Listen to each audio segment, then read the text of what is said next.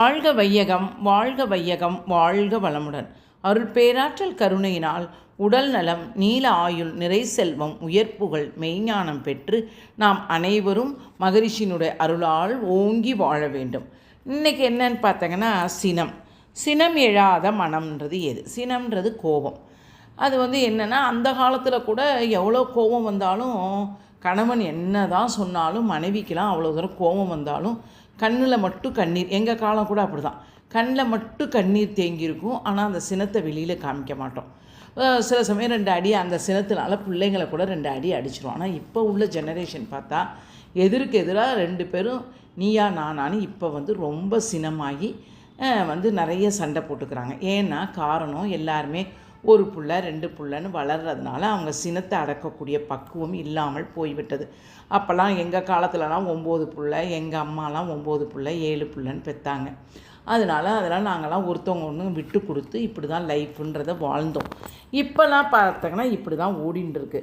இப்போ என்னென்னா, வாரம் ஒரு முறை ஏற்படுத்தி கொள்ளும் 1 மணி நேரம் நம்ம என்ன செய்யணும், நம்மளையே ஆராய்ஞ்சிக்கிட்டே நம்ம வளரணும். சினம் எதற்காக தோணுது? சினத்தினால நமக்கு தீமை. சினத்தை ஒழிக்க எடுத்த முயற்சி அடைந்த வெற்றி அளவு இனியும் எடுக்க வேண்டிய முயற்சிகள் என்று நம்ம நிறையா இப்போ பார்த்தங்கன்னா, அதுக்கு தான் இந்த மெடிடேஷன்றது ரொம்ப பெஸ்ட்டுமா. நான்லாம் இப்போ பார்த்தங்கன்னா, எங்கள் பசங்கள்லாம் பார்த்தோன்னா நிறைய சினம் கொள்வானுங்க. ஆனால் இப்போல்லாம் இந்த மெடிடேஷனில் சேர்ந்து கொஞ்சம் நிறையா தன்னையவே, ஏன்னா இப்போ நிறையா அந்த யூடியூப்பு அது இதுன்னு பார்த்தோன்னா, கோபம் தான் இருக்கிறதுலே குடிக்கு மேலே ஒரு பெரிய ஒரு உயிர்கொல்லின்றதை கண்டுபிடிச்சி இப்போ சொல்லியிருக்காங்க. செல்ஸ் எல்லாம் பாதித்து செல்ஸுக்குள்ளே இருக்கிற கொலஸ்ட்ரால், பிபி, அது இது உடம்புள்ள எல்லா இதுவும் நமக்கு வந்துடும் அப்படின்னு சொன்னதுனால இப்போ எல்லா பசங்களுமே குறைச்சிக்கிறாங்க. ஒவ்வொரு கணமும் கூட நம்ம தற்சோதனையை சரியாக இருக்க வேண்டும். இதை நம்ம மீண்டும் அதாவது டெய்லி இப்படி உட்காந்து ஏன் நமக்கு கோபம் வருது, இதுக்கு ஏன் கோபம் வருது, நான் கூட சொல்லுவேன், எங்கள் வீட்டில் கூட சொல்லிகிட்டு இருப்பேன். இப்போ கோபப்பட்டங்களே, இந்த கோபம் நமக்கு தேவையா? அவள் நார்மலாக தானே கேட்குறா, இதை நமக்கு தேவையா, இதை சொல்லணுமா அப்படின்றத யோசிங்க அப்படின்னு நான் எல்லாத்துக்குமே சொல்லுவேன். சென்ற கணம் நான் பேசியது சரியா?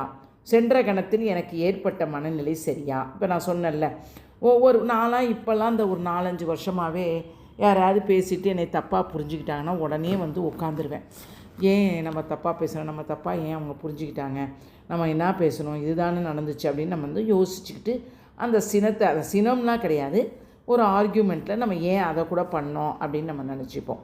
அதனால் தவத்தினால் ஏற்பட்டிருக்கும் மனதின் விழிப்பு நிலை இந்த வழியில் பெரிதும் துணையாக இருக்கும். இவ்வாறு செய்து வந்தால் ஒரு 6 மாதங்களுக்குள்ளே சினம் கழிந்து பொறுமையும் திருவுருளாக நினைக்கலாம். சினமில்லாத மனம் பிரகாசமாக இருக்கும். சினமகன்று ஒருவரிடம் அவர் மனைவியும் மக்களும் மற்றவர்களும் எவ்வளவோ இனிமையோடும் அன்போடும் பழகுகிறார்கள். அவர் குடும்பம் எவ்வளவு மகிழ்ச்சியாக இருக்கிறதென்று கவனித்து பார்க்க வேண்டும். அவரது குடும்ப உறுப்பினர்கள் அனைவரும் வெற்றி மேல் வெற்றி எல்லா துறைகளிலும் பிரகாசிக்கின்றன.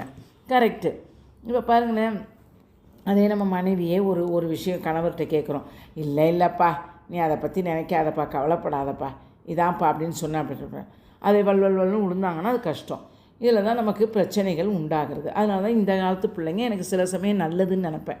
ஏன்னா அப்போவே அதுங்களும் சண்டை போட்டு கத்திரிச்சு விட்டுடுதுங்க. அது நிம்மதி. நீ கோவப்பட்டால் நானும் கோவப்படுவேன் அப்படின்னால அப்போ அவங்க பசங்க பேசும்போதே கோபமே இல்லாமல் பேசுகிறாங்க.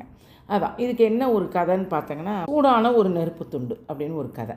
ஒரு ஆசிரமத்தில் 2 சீடர்கள் இருந்தனர். ஒரு நாள் ஒரு கிராமவாசி அந்த சீடரை எல்லோருக்கும் முன்பாக அவமதித்தார்.